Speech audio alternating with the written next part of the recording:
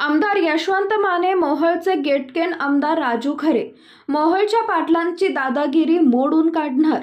महाराष्ट्र विधानसभा निवडणुकीचा पडघम वाजायला सुरुवात झाली. हळूहळू आरोप प्रत्यारोपांच्या फैरी झडत आहेत. मोहोळ विधानसभा मतदारसंघामध्ये संभाव्य उमेदवार म्हणून उद्योजक राजू खरे यांच्याकडे पाहिले जाते. खरे यांनी मतदारसंघात स्वखर्चाने रस्ते, पाणी, वीज अशा प्रकारची कामे करत मतदारसंघात विकास कामांच्या माध्यमातून धडाका सुरू केला. मोहोळ तालुक्यात गुंडगिरी, दडपशाही, दादागिरी आणि इंग्रजांना देखील लाजवेल अशा प्रकारच्या घटना समोर येत आहेत. वर्षानुवर्ष मोहोळ तालुक्यातील जनतेला त्रास सहन करावा लागतोय.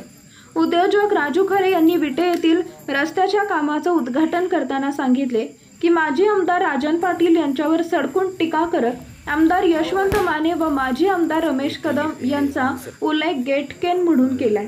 पहा काय म्हणाले राजू खरे. त्यातल्या त्यात शेतकऱ्यांसाठी गुडघ्या इतक्या चिखलातून त्याला गावामध्ये जावं लागतं अशी दैनंदिन अवस्था आहे. आणि मग देशाला स्वातंत्र्य मिळाल्यानंतर 75 वर्ष झाली, आजही आम्हाला रस्ता मिळू शकत नाही, पाणी मिळू शकत नाही, आरोग्याच्या बाबतीत कुठं मोठं असं हॉस्पिटल नाही, शिक्षणाच्या बाबतीमध्ये कुठं असं मोठं कॉलेज नाही. आणि मग 50-50 वर्ष सत्ता यांच्या हातात देऊन आजही आपल्याला उपेक्षित राहावं लागतंय. आणि म्हणून गेले 3 वर्ष झाले या मतदारसंघामध्ये काम करत असताना वाड्या वस्त्यावरती, तालुक्यावरती, सर्व विविध गावाला भेट देत असताना सर्वात जास्त मला भेटला तो शेतकरी भेटला. आणि शेतकऱ्यांनी मला काय मागितलं तर शेतकऱ्यांनी मला रस्ता मागितला आणि शेतकऱ्यांनी मला पाणी मागितलं. विभीषण आप्पा, आपण कारखान्याचे संचालक आहात. शेतकऱ्याला जर रस्ता दिला आणि शेतकऱ्याला जर पाणी दिलं तर या जगात शेतकऱ्यासारखा सुखी कोणीच नाही. परंतु तो शेतकरी संपन्न झाला तर माझ्या वाड्यावर येणार नाही, माझ्या कारखान्यावर येणार नाही, अशी जुलमी राजवट या मोहोळ मतदारसंघामध्ये.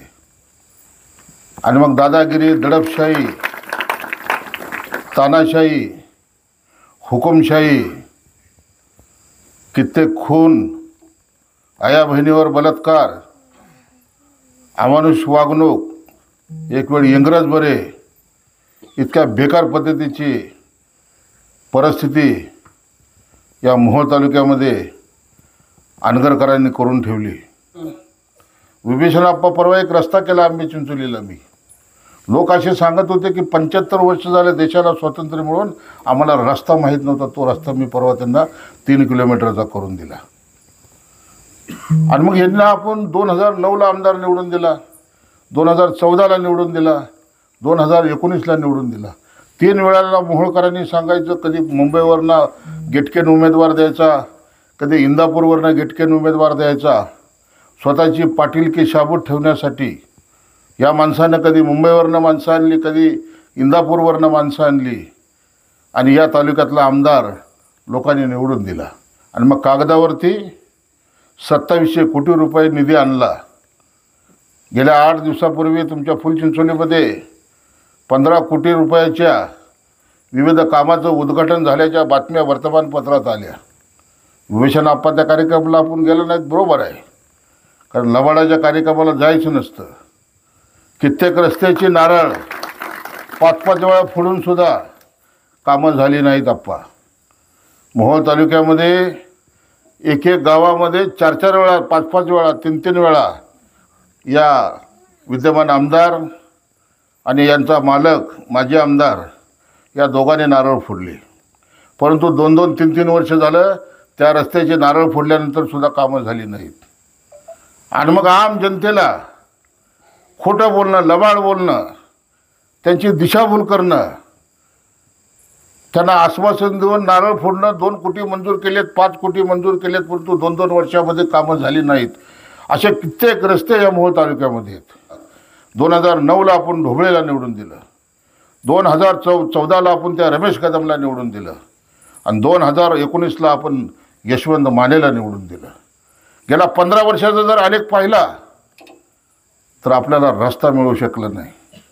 आणि ही चीड उद्या आपल्या मनामध्ये ठेवावी लागली आहे त्या निवडणुकीमध्ये, की आज तुम्हाला मागितल्यानंतर राजू खरेने रस्ता दिला.